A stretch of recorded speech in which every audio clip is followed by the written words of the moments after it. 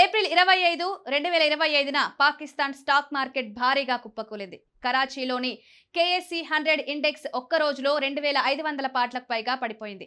ఈ ఘటన ఆ దేశ ఆర్థిక వ్యవస్థను కుదిపేసింది. ఈ క్రాష్ కు కారణాలు, దాని ప్రభావం, పాకిస్తాన్ ప్రభుత్వం తీసుకున్న నిర్ణయాల గురించి వివరంగా తెలుసుకుందాం.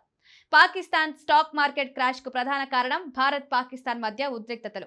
ఏప్రిల్ 22న కాశ్మీర్లోని పహల్గాంలో జరిగిన ఉగ్రదాడిలో 26 మంది చనిపోయారు. దీనికి సమాధానంగా భారత్ కఠిన చర్యలు తీసుకుంటుంది. 1960లో ఒప్పందం చేసుకున్న ఇండస్ వాటర్ ట్రీటీని రద్దు చేసింది.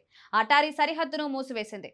ఈ చర్యలు పాకిస్తాన్ ఆర్థిక వ్యవస్థపై భారీ ఒత్తిడి తెచ్చాయి. అమెరికా విధించిన కొత్త టారిఫ్లు, గ్లోబల్ ఆర్థిక మాంద్యం భయాలు కూడా ఈ క్రాష్ కు దారితీశాయి.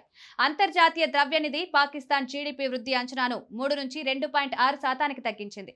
ఇది పెట్టుబడిదారుల్లో భయాన్ని పెంచింది. ఈ క్రాష్ వల్ల పాకిస్తాన్ ఆర్థిక వ్యవస్థలో అనేక సమస్యలు తలెత్తాయి. స్టాక్ మార్కెట్లో పెట్టుబడిదారులు భారీ నష్టాలు చూశారు. ఒక దశలో కేసీఎస్ఈ 100 ఇండెక్స్ 8000 పాయింట్లకు పడిపోవడంతో ట్రేడింగ్ ను కూడా తాత్కాలికంగా నిలిపివేశారు. ఈ క్రాష్ వల్ల బ్యాంకింగ్, ఇంధనం, ఇన్ఫ్రాస్ట్రక్చర్ వంటి సెక్టార్లు దెబ్బతిన్నాయి. పాకిస్తాన్ రూపాయి విలువ కూడా తగ్గింది. దీనివల్ల దిగుమతులు మరింత ఖరీదైనవయ్యాయి. దీంతో ద్రవ్యోల్బణం పెరిగే అవకాశం ఉంది. ఇది సామాన్య ప్రజల జీవన వ్యయాన్ని పెంచుతుంది.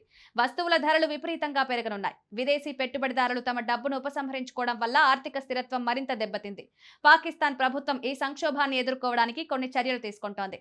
స్టాక్ మార్కెట్ను స్థిరీకరించడానికి కొన్ని ఆర్థిక రంగ సంస్కరణలు ప్రవేశపెట్టే ఆలోచనలో ఉంది. అయితే ఐఎంఎఫ్ రుణాలపై ఆధారపడడం, అధిక పన్నులు విధించడం వంటి నిర్ణయాలు ఇప్పటికే ఆర్థిక వ్యవస్థను ఒత్తిడిలో పడేశాయి. ఈ కొత్త సంక్షోభం వల్ల ప్రభుత్వం మరింత ఒత్తిడిలో పడింది. భారత్లో ఉద్రిక్తతలను తగ్గించేందుకు దౌత్యపరమైన చర్యలు జరపాలని కొందరు సూచిస్తున్నారు. కానీ ఇది సులభం కాదు. పాకిస్తాన్ తన ఆర్థిక స్థిరత్వాన్ని కాపాడుకోవడానికి విదేశీ రుణాలపై ఆధారపడడం మరింత ఎక్కువగా పెరిగే అవకాశం ఉంది. ఇది దీర్ఘకాలంలో మరిన్ని సమస్యలను తెచ్చిపెట్టవచ్చు. పాకిస్తాన్ స్టాక్ మార్కెట్ క్రాష్ ఆ దేశ ఆర్థిక వ్యవస్థను ఒక భారీ దెబ్బ. భారత్తో ఉద్రిక్తతలు, గ్లోబల్ ఆర్థిక సమస్యలు, ఐఎంఎఫ్ హెచ్చరికలు ఈ క్రాష్ ని మరింత తీవ్రతరం చేశాయి. ప్రభుత్వం తీసుకునే నిర్ణయాలు ఈ సంక్షోభం నుంచి బయటపడేందుకు కీలకం.